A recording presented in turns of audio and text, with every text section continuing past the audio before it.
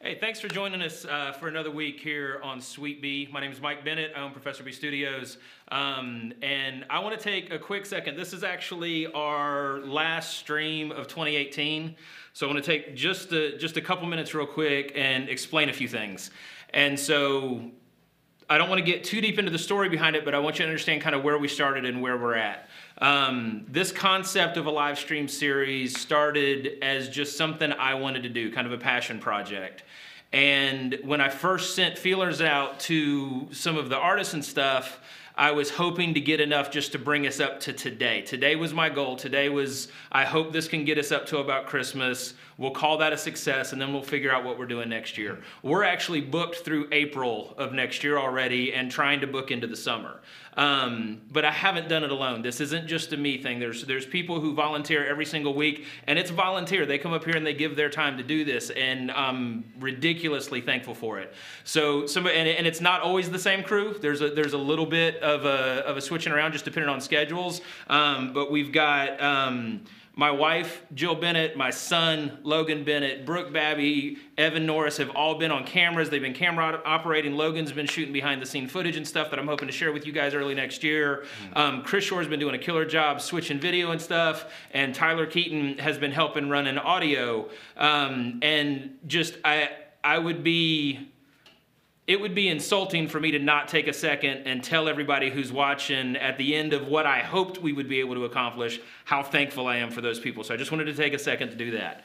But that's not why most of you have tuned in. So let's get to that. I am beyond happy that the night of the date that I was hoping would be the goal for the end of the stream, which is not the end, we're apparently just getting started, I get to share it with somebody who has known me before this studio was even a thing, who I met sitting across the table trying to figure out how to take this weird music idea that he and a buddy of his had and put it on a stage.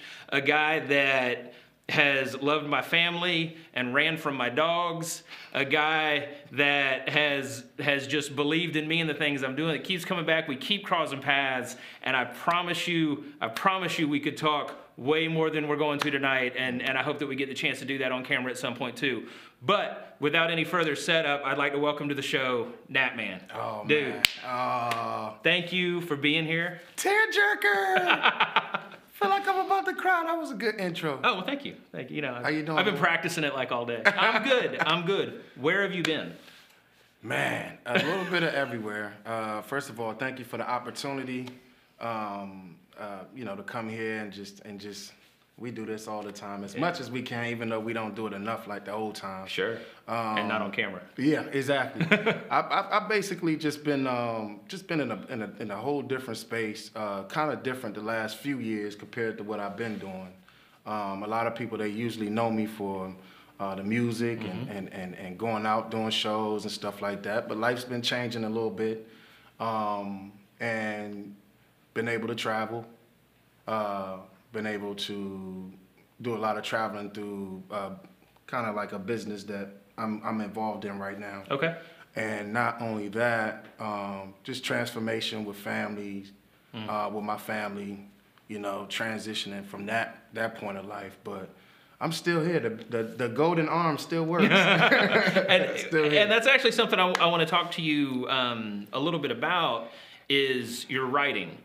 Because when we first met each other, I was DJing a lot. That was kind of primarily what I was doing at the time, right. Which is how we got connected. And then we did a little bit of writing, a little bit of producing. We did one full single together with Jason. And you never stop writing, it seems, though. I mean, it seems like, and I don't know where you find the time, but it seems like every time I talk to you, you're 3 albums ahead of whatever you're releasing right now, talking about, no, well, I got this. And I'm like, man, when do you write all that? So just from a scheduling standpoint, how much time do you spend putting pencil to paper?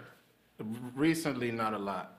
Okay. You know, because I've been bombarded with a lot of things, and, you know, trying to balance my new life right now. Sure. You know, I'm getting back creatively to the music.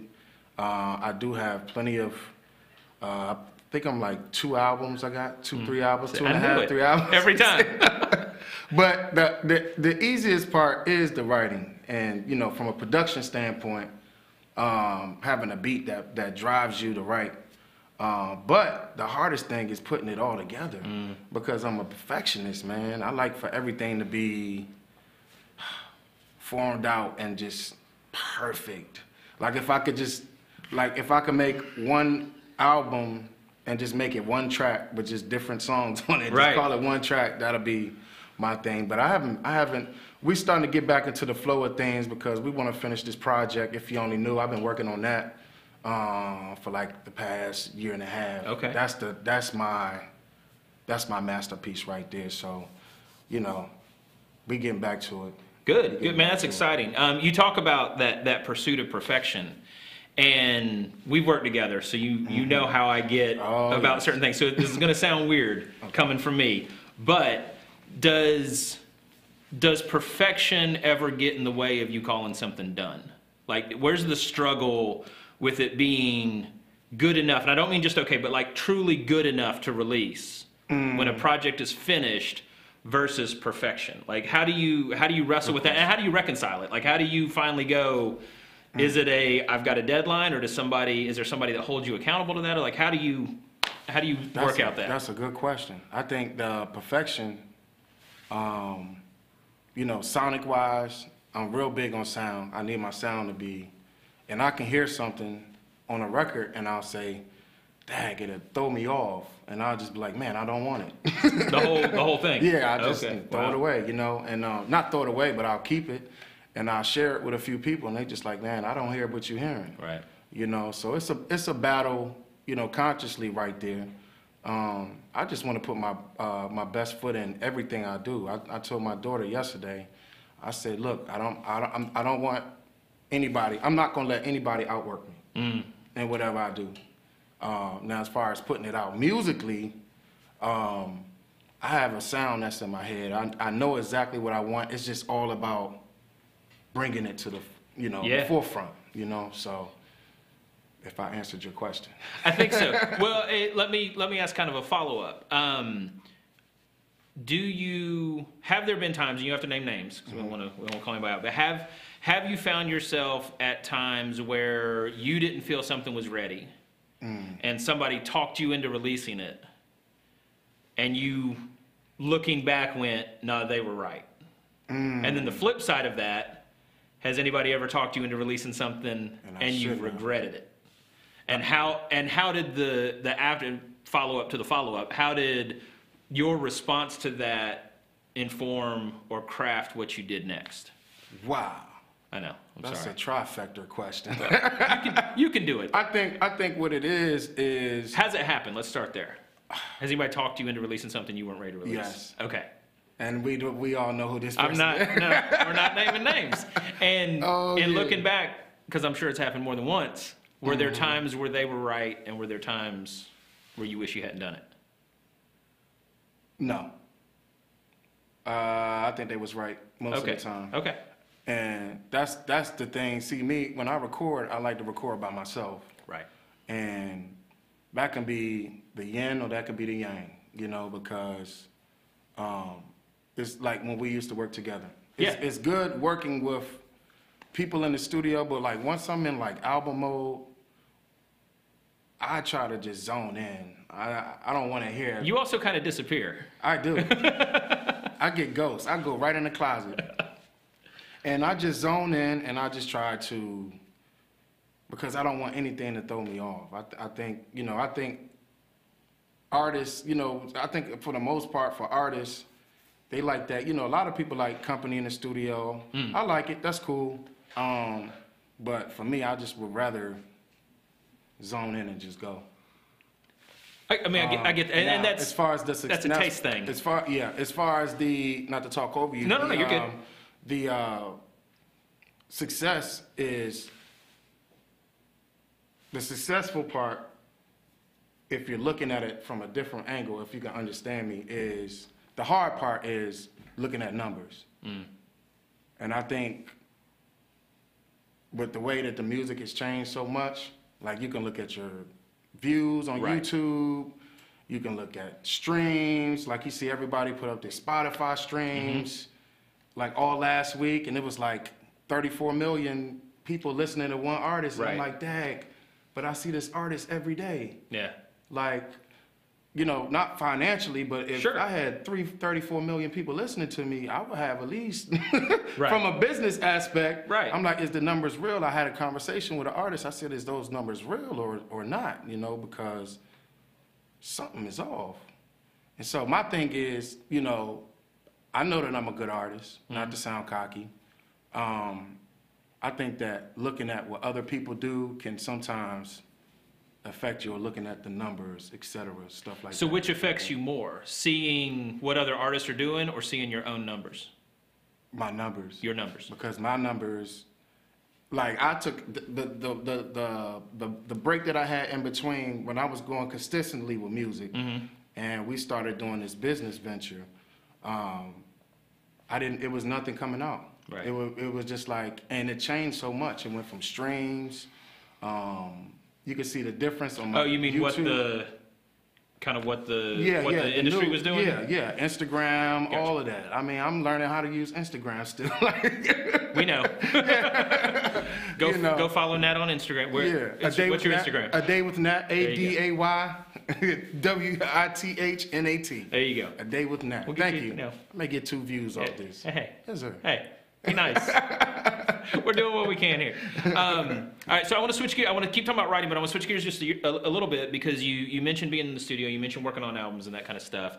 How much does your background as a drummer influence your choice of producers or what you like and don't like? Do you find yourself erring more towards the drums or, you know what I'm saying? Yeah, drumming helps me not only with the production, but with the writing.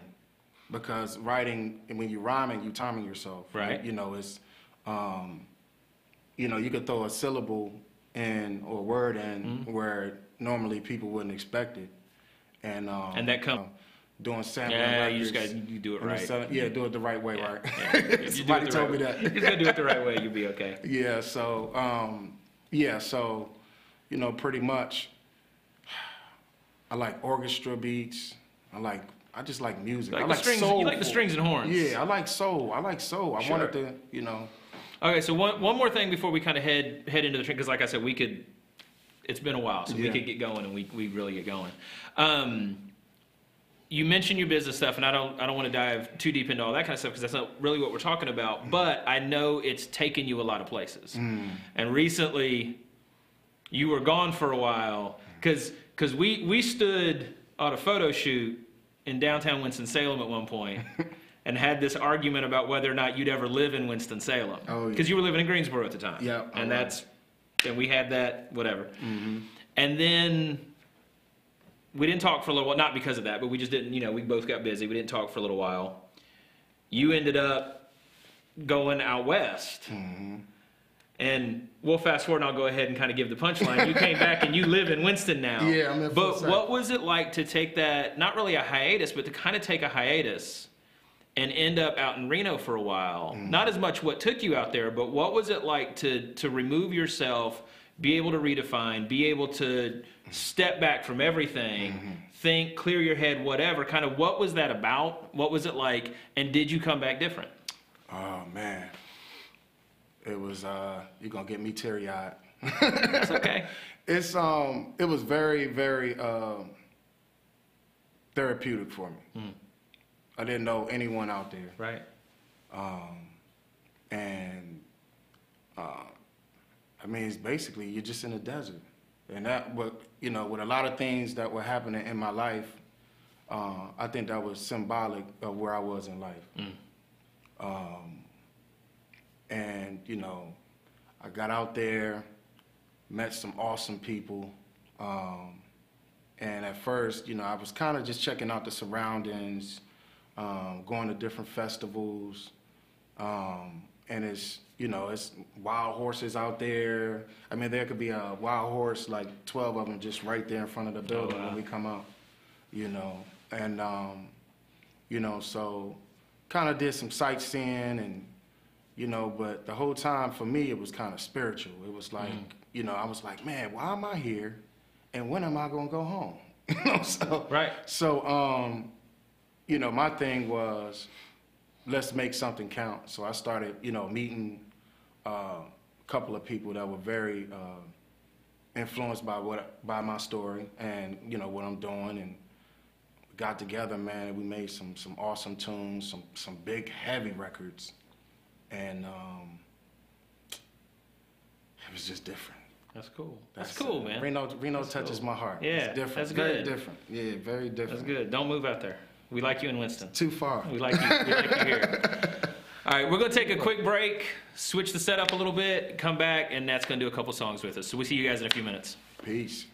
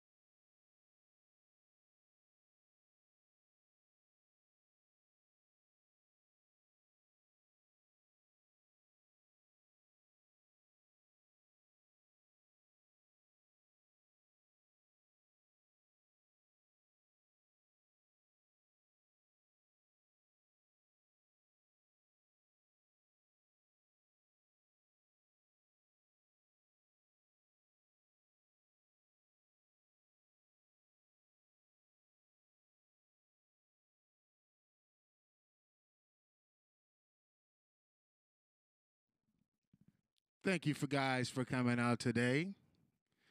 Beautiful time. Shout out to Sweet B. Sweet B. Sweet B, it is. Not Sweet P. Sweet B. Thank you, Professor B and staff. Hey, guys, check me out. I'm on Instagram as A Day with Nat, ADAYWITHNAT. That's my Instagram. That's my Instagram. We also have my new Facebook page is Overcomer Billy. I don't know where that name come from, but I liked it. Overcomer Billy. My Twitter is A Day with Nat. And I think that's it. I'm going to do this first song. It's called The Yin. It is definitely on YouTube. You can go to YouTube and check me out at Natman of BLVD. Natman.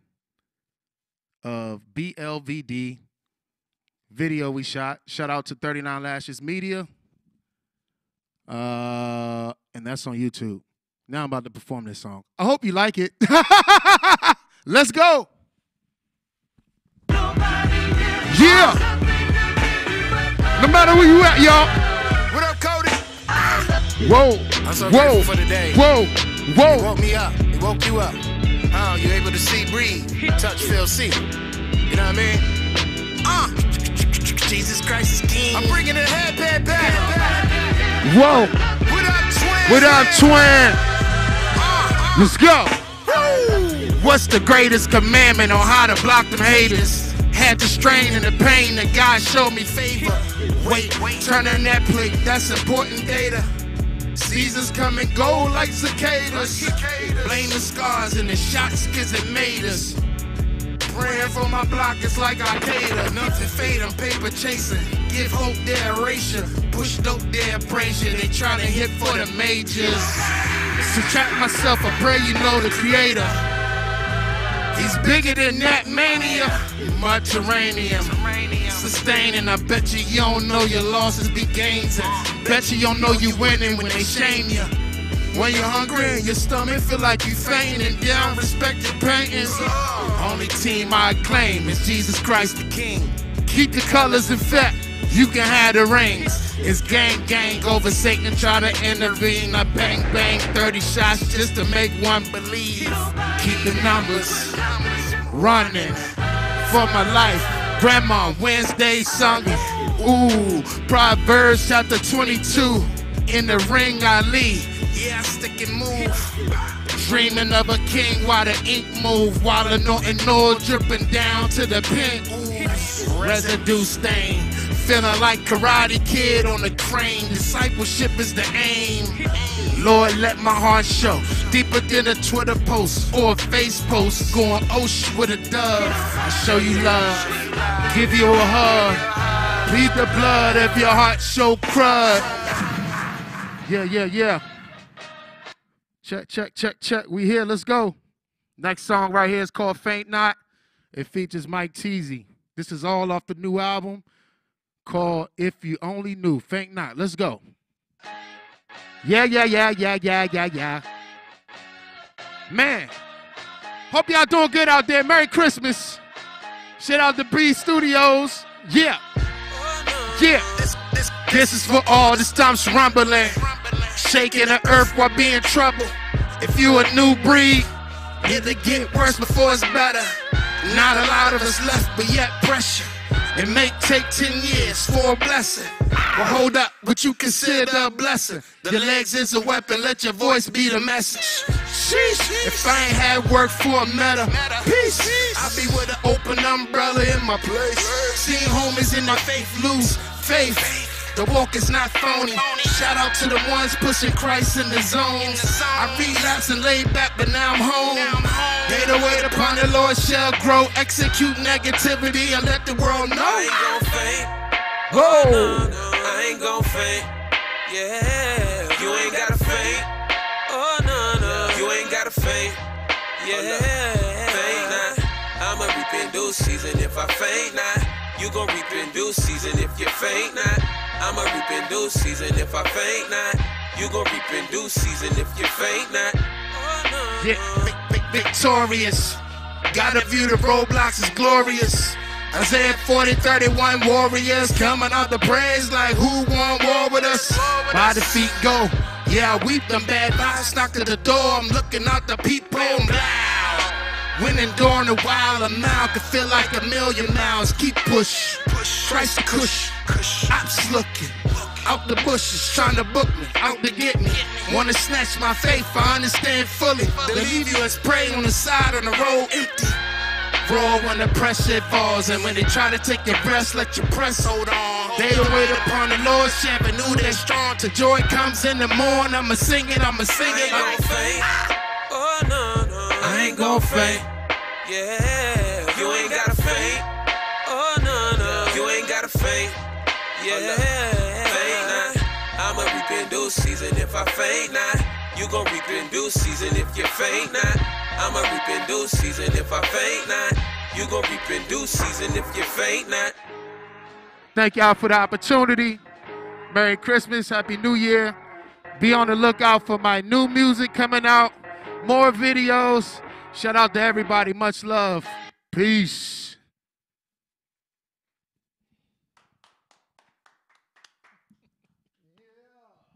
Thank you guys so much, so much. Don't go nowhere. You stay over here. Thank you so much for tuning in. Thank you for checking this man out. Please, please, please go check him out on social media. Where? Twitter, A Day with Nat. Go to Twitter, A Day with Nat. Go to IG, A Day with Nat. Go to my Facebook, Overcomer Billy. I like that name. What's now. that website? Facebook? Your new website. Oh, natmanministries.com. All right. Thanks again for tuning in. Our next show is actually New Year's Day. So have a very Merry Christmas, have a Happy New Year, and we'll see you guys then.